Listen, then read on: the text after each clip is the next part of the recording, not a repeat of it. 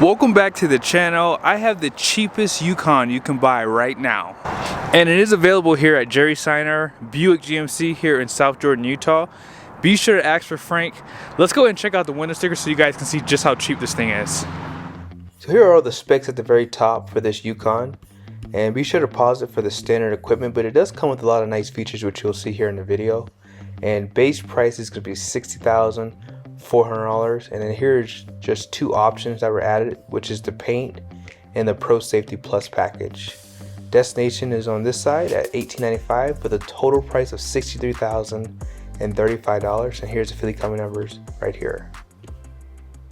So yeah, the SLE is the entry-level trim level for the Yukon, but don't let that sway you because you still get LED headlights and fog lights, and these are high and low beam, and you have the accent light too.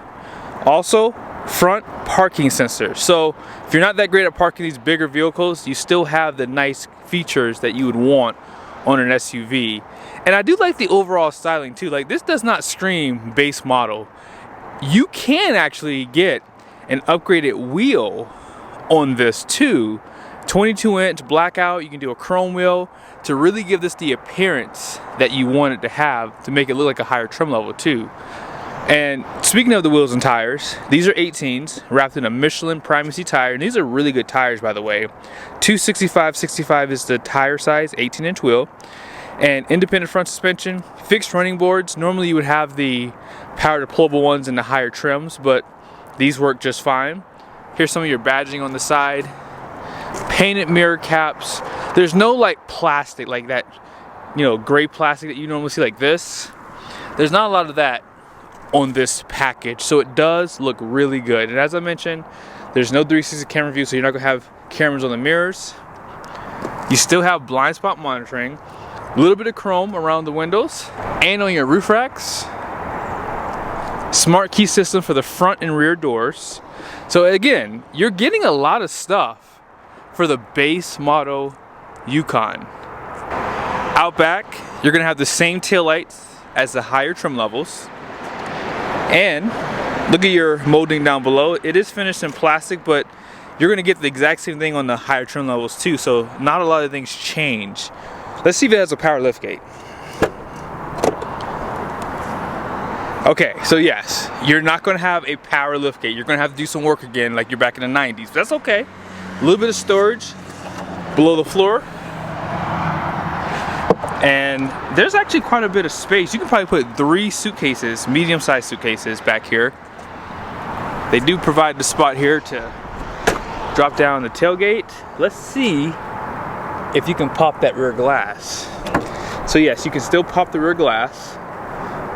Okay. And on this side, you can kind of see that black paint in the shade a little bit better. This is not a bad design. Now let's talk about the engine option on this one. Now the engine in this Yukon is the 5.3 liter. There is an option to get the Duramax. It's a 3 liter. That's gonna give you class leading fuel economy. And if you do a lot of highway driving, I would 100% upgrade. It's only $995. That's a no-brainer in my opinion. But this engine is gonna have 355 horsepower, 383 pound-feet of torque, 10-speed transmission. The only thing else I would do is upgrade the wheels. If I were getting a Yukon like this, I would just get the wheels and the new powertrain. That's it. This would be a perfect SUV for a large family. Speaking of large family, I have never seen a Yukon like this. This has a bench for the first row, second row, and third row, which is no surprise. Normally this is always a bench. So yeah, that's why it's able to seat 9 people. Now in this third row, you do have some cup holders and some Type-C USBs on both sides. There is more hard plastic back here too. Normally they give you like a soft armrest right here, but that's all finished in hard plastic. Same story on this side too. Cup holders, Type-C USB. And the floor is kind of high back here, but I'm 6'1" and I don't feel uncomfortable. I could definitely sit back here for a 2-hour trip for sure. And the second row does slide forward and back to give people more capacity or more space, I would say. And when you pull this lever here, the seat does pop up to allow you to get out, which I'm not a huge fan of because, you know, all this stuff has grease on it. You know, your kid's gonna go down there and try to touch. Although, actually, I might have lied. Maybe they don't have a lot of grease down here. Okay, there's grease right there. To no one's surprise, you still have a pretty luxurious interior. So all this soft touch looks really nice. It's like a leather. And you have all your controls for your mirrors, power windows, power door locks. You cannot power fold the mirrors on the outside. 10-way driver's seat. Here's some of your controls. You have your four-wheel drive system and some other driving modes. Here is for the lighting, electronic parking brake, lane keep assist. It might just be an alert. Traction control, parking sensors. You can disable these things if you like.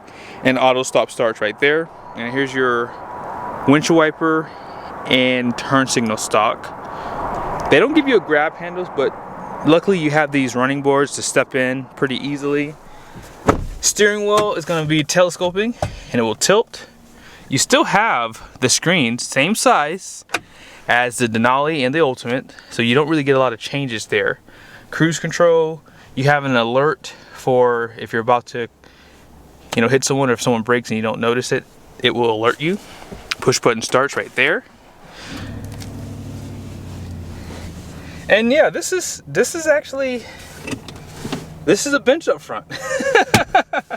It's definitely a bench, but if you don't have anyone sitting here, right? I may have to turn my camera off for a second because there it is. You still have a center console, right? And I think most women would like the bench because you can put that big old purse right there, or you can put it down there on the floor. A little bit of USBs, 12-volt plugs right there. Dual climate control. There's no heated seats, however. That's the only thing I see missing. But Apple CarPlay, Android Auto, you have a backup camera. So you still have nice features that you would expect on a large SUV. None of this changes. And the only thing that really changes up here is really just you don't have a center console. But you kind of still do because of this. A little bit of storage there, cup holders. And the dash still has a soft touch. You have some stitching right there. Let's go ahead and move over to the passenger side.